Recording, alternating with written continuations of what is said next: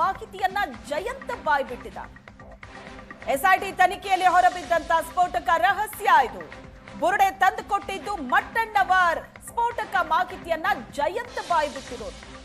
ವಿಚಾರಣೆ ವೇಳೆ ಜಯಂತ್ ಬಾಯ್ಬಿಟ್ಟಂತ ರಹಸ್ಯ ಇದು. ಎಸ್ಐಟಿ ತನಿಖೆಯ ವೇಳೆ ಸ್ಫೋಟಕ ಮಾಹಿತಿ ಹೊರಬಿದ್ದಿದೆ. ಎಸ್ಐಟಿ ಕಚೇರಿಯಲ್ಲಿ ಮುಂದುವರೆದಿದೆ ವಿಚಾರಣೆ. ಬುರುಡೆ ತಂದುಕೊಟ್ಟಿದ್ದು ಗಿರೀಶ್ ಮಟ್ಟಣ್ಣವರ್ ಅಂತ ಜಯಂತ ಹೇಳಿಕೆ ಕೊಟ್ಟಿರೋದು. ವಿಚಾರಣೆಯ ವೇಳೆ ಜಯಂತ್ ಬಾಯ್ಬಿಟ್ಟಿರೋದು. ಎಸ್ಐಟಿ ತನಿಖೆಯಲ್ಲಿ ಹೊರಬಿದ್ದ ಸ್ಫೋಟಕ ರಹಸ್ಯ. ಬುರುಡೆ ಮೂಲವನ್ನ ಕೆದಕ್ತಾ ಇದೆ ಎಸ್ಐಟಿ. ಬುರುಡೆ ಬಗ್ಗೆ ಮಾಹಿತಿಯನ್ನ ಕಲೆ ಹಾಕ್ತಾ ಇದೆ. ಎಲ್ಲಿಂದ ತಂದ್ರು, ಯಾರು ತಂದು ಕೊಟ್ರು, ಯಾರದ್ದು ಆ ತಲೆ ಬುರುಡೆ ಅನ್ನೋದರ ಬಗ್ಗೆ ಎಸ್ಐಟಿ ವಿಚಾರಣೆ ನಡೆಸ್ತಾ ಇದೆ. ಜಯಂತ್ ಬಾಯ್ಬಿಟ್ಟಂತ ಸತ್ಯ, ಬುರುಡೆ ತಂದುಕೊಟ್ಟಿದ್ದು ಗಿರೀಶ್ ಮಟ್ಟಣ್ಣವರ್ ಅಂತ.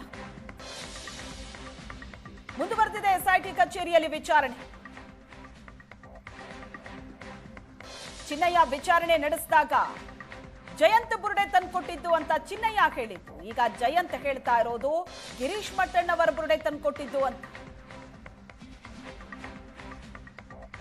ಎಸ್ಐಟಿ ತನಿಖೆಯ ವೇಳೆ ಸ್ಫೋಟಕ ಮಾಹಿತಿ ಹೊರಬಿದ್ದಿದೆ.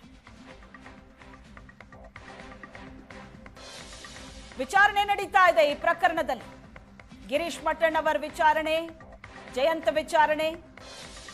ವಿಚಾರಣೆಯ ನಂತರ ಇವರುಗಳ ಭವಿಷ್ಯ ಏನು ಅನ್ನೋದು ಗೊತ್ತಾಗುತ್ತೆ. ಈ ಬಗ್ಗೆ ಹೆಚ್ಚಿನ ಡೀಟೇಲ್ಸ್ ಕೊಡ್ತಾರೆ ಭರತ್ರಾಜ್ ಇದ್ದಾರೆ ಸಂಪರ್ಕದಲ್ಲಿ. ಭರತ್ರಾಜ್, ಬುರುಡೆ ರಹಸ್ಯ ಏನು ಅನ್ನೋದರ ಬಗ್ಗೆ ಈಗ ಎಸ್ಐಟಿ ತನಿಖೆ ನಡೆಸ್ತಾ ಇರೋದು. ವಿಚಾರಣೆ ವೇಳೆ ಚಿನ್ನಯ್ಯನನ್ನ ವಿಚಾರಣೆ ನಡೆಸಿದಾಗ ಚಿನ್ನಯ್ಯ ಹೇಳಿದ್ದು ನನಗೆ ಬುರುಡೆ ತಂದು ಕೊಟ್ಟಿದ್ದು ಜಯಂತ್ ಅಂತ. ಆದ್ರೆ ಈಗ ಜಯಂತ್ ವಿಚಾರಣೆ ನಡೆಸುವಾಗ ಜಯಂತ್ ಹೇಳ್ತಾ ಇರೋದು ಗಿರೀಶ್ ಮಟ್ಟಣ್ಣವರ್ ಬುರುಡೆ ತಂದು ಕೊಟ್ಟಿದ್ದು ಅಂತ. ಏನಿದು ಬುರುಡೆ ಕಹಾನಿ, ಸ್ಫೋಟಕ ರಹಸ್ಯ ಏನೇನು ಹೊರಗಡೆ ಬರ್ತಾ ಇದೆ ವಿಚಾರಣೆ ವೇಳೆ? ಶ್ವೇತಾ, ಹೌದು, ಆರಂಭಿಕ ಹಂತಗಳಲ್ಲಿ ಒಬ್ಬೊಬ್ಬರು ಒಂದೊಂದು ಕಥೆಗಳನ್ನು ಹೇಳ್ತಾ ಇದ್ರು. ಪ್ರಾಥಮಿಕವಾಗಿ ಕೋರ್ಟಿಗೆ 164 ಕೊಟ್ಟಾಗ ಆತ ತಾನೇ ತಂದಿದ್ದು, ತಾನೇ ಒಂದು ಕಡೆಯಲ್ಲಿ ಆಗದ ತಂದೆ ಅನ್ನುವಂಥದ್ದನ್ನ ಚಿನ್ನಯ್ಯ ಹೇಳಿಬಿಟ್ಟ. ಆದ್ರೆ ಚಿನ್ನಯ್ಯ ಅದನ್ನ ಸ್ಟೇಟ್ಮೆಂಟ್ಗಳನ್ನು ಉಲ್ಟಾ ಮಾಡಿದಾಗ ಚಿನ್ನಯ್ಯ ನನಗೆ ಯಾರೋ ಜಯಂತ್ ತಂದು ಕೊಟ್ಟ ಅನ್ನುವಂಥದ್ದನ್ನ ಹೇಳ್ದ. ಜಯಂತನ ವಿಚಾರಣೆ ನಡೆಸುವಾಗ ಜಯಂತ್ ಈಗ ಕೊಟ್ಟಿರುವಂತದ್ದು ಗಿರೀಶ್ ಮಟ್ಟಣ್ಣನವರು ತಂದು ಕೊಟ್ಟದ್ದು ಅನ್ನುವಂಥದ್ದು. ಒಟ್ಟು ಇಡೀ ಪ್ರಕರಣ ಗಜಲು ಆಗ್ತಾ ಇದೆ. ಒಬ್ಬರಿಂದ ಒಬ್ಬರಿಗೆ ಅದು ಸುತ್ತಕೊಳ್ತಾ ಇದೆ.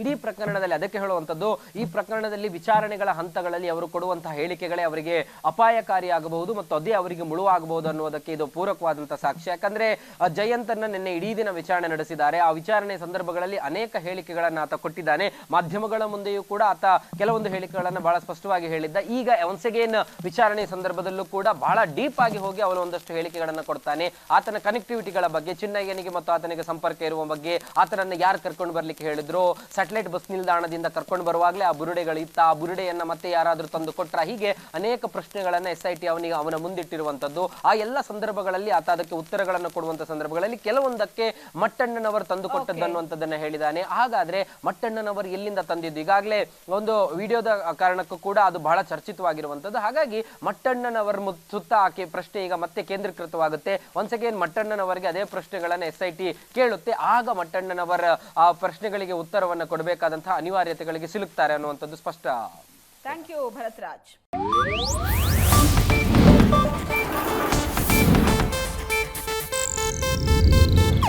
ಇದು ಏಷ್ಯಾನೆಟ್ ನ್ಯೂಸ್ ನೆಟ್ವರ್ಕ್ ಪ್ರಸ್ತುತಿ.